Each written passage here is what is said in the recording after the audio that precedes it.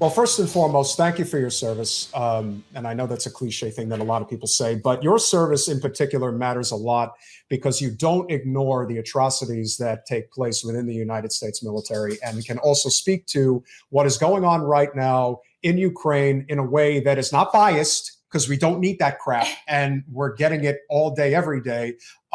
And the debates on social media are completely out of sight, out of mind. You even have people so much as supporting Putin and what he's doing, which makes no sense. But we also have to recognize that there are motivations behind this. So whoever wants to jump in, from your perspective, based on the intel that you have, why is this taking place? Our observation is always that this is all about money and power. There is apparently a massive amount of natural gas resources within Ukraine. That seems to be the most logical reason that this is taking place. Whoever wants to lead off, share your thoughts as to why this current conflict is taking place and how we'll get to ultimately how it's going to conclude. Yeah. But right now, why do you see this currently going on?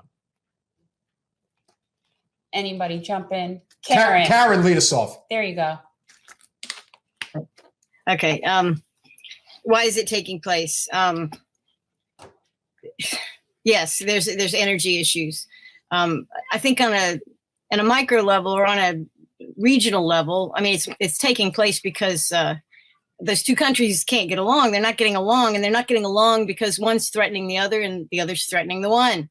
So there are for a long time huge hostilities for a long time. Meaning, I mean, we can go back and we've heard the Holodomor and all these things. So the hostilities between Ukrainians and Russians, that's old. Okay, that's been around. The language is different. I don't know how many people noticed we are not allowed to say Kiev. We must say Kyiv. And the reason is our late recognition of very much cultural and political differences between Ukrainians on the east and Russians on the west. And these are Russian Ukrainians. I mean, these are Russians that live in Ukraine. So, and they're Russians that have declared their independence. I mean, two of those provinces have declared in 2014 their independence from, and this independence was recognized in terms of the Minsk Treaty. The Minsk Treaty that was put together talked about these independent Russian republics. They're overwhelmingly Russian, and they're on the west, and they don't. They have declared themselves independent of Kyiv, if you will. So we have this ground. The politics of the culture on the ground, and then you have the U.S. and NATO, and we could talk about that a lot. Quite simply, Ukraine is a I don't know if you want to call it a pawn, a chess piece. It is something that the U.S. does not value as Ukraine per se. It values it as how it can enrich itself through Ukraine, and also how it can torment Russia. And why do we want to torment Russia? I don't know, but there's reasons for it. If you look at the U.S. history, we don't go. I won't go too long, but we haven't won a war since World War II. That's a statement of fact, but it also reflects a frustration amongst many people in Washington, because they see that as a sign, and it is a sign. It is a sign they should not ignore, but it's a sign that we're not the superpower that we thought we were. We cannot bring our will to bear around the world through military force, and actually we can't do it through soft force either, because we've lost a lot of respect through some of the things that have happened. We carry a lot of debt in this country. We're talking to Russia. We've got 30 trillion in current debt. Russia has no debt to speak of. I mean, they don't. So Russia can finance its war, and we have to continue to borrow to go to war. So the rest of the world sees this, and they see our track record. They see what many of them would view as corruption and arrogance and that kind of thing. And so they don't respect us. They don't respect us like they should, or like we think they should. Russia is a symbol of the future of a multipolar world, and the U.S. is resisting that.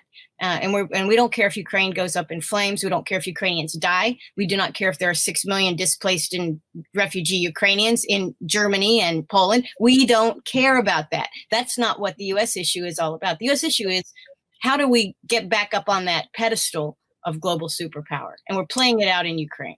Great point, Karen. Dennis, hop in.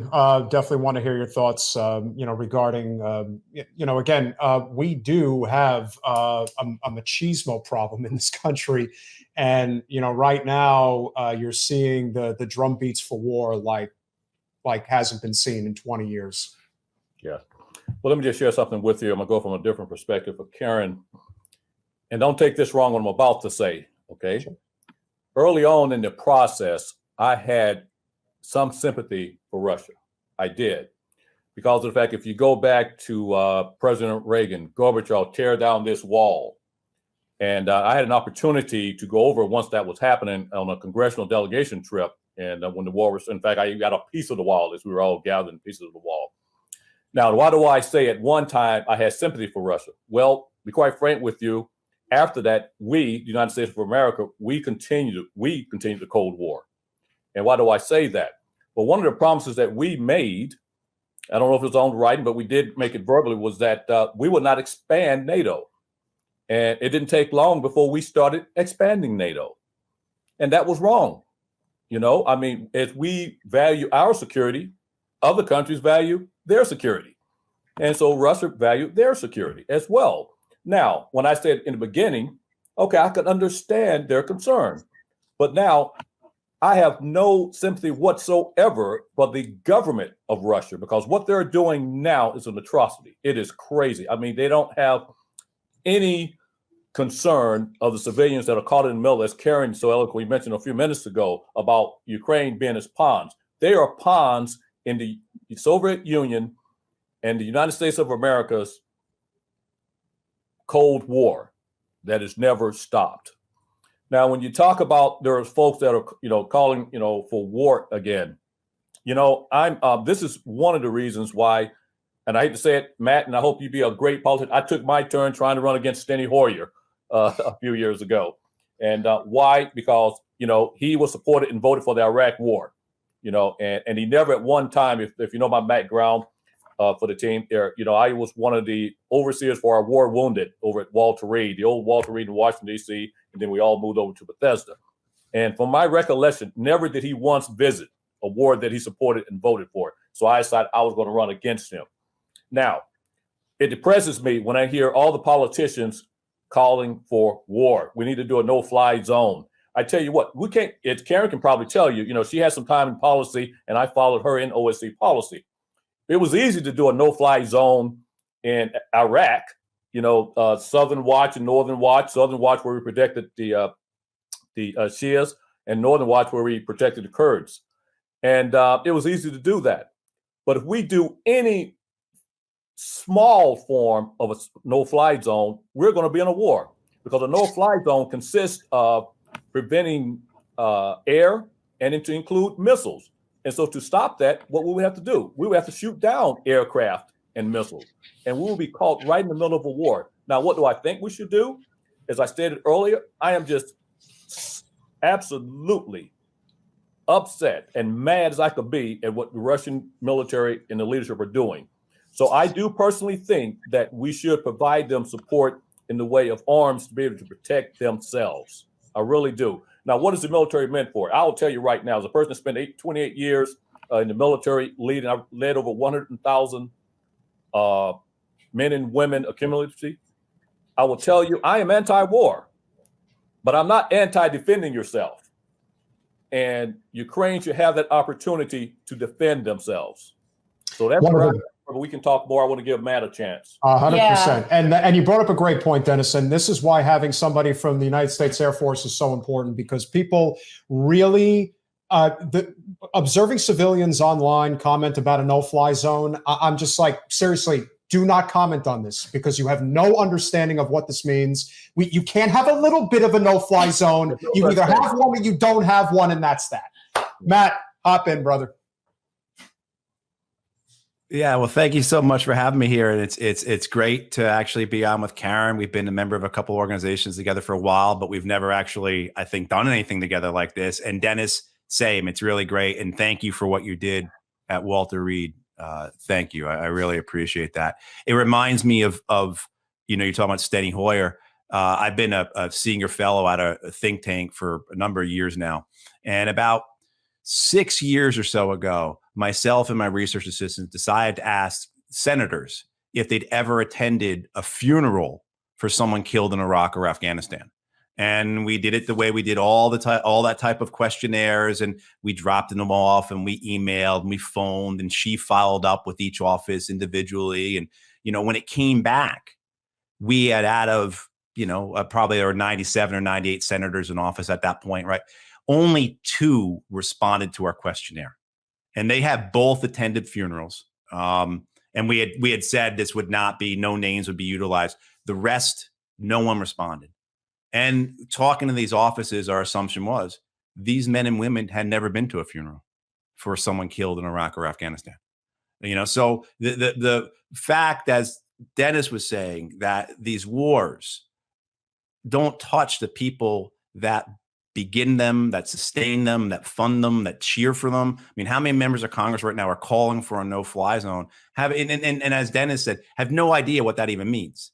Right. I mean, I think with most people, when you talk about a no-fly zone and you say to them, a no-fly zone begins with the United States and NATO firing missiles into Russia to destroy Russian surface-to-air missile batteries. That's how it begins.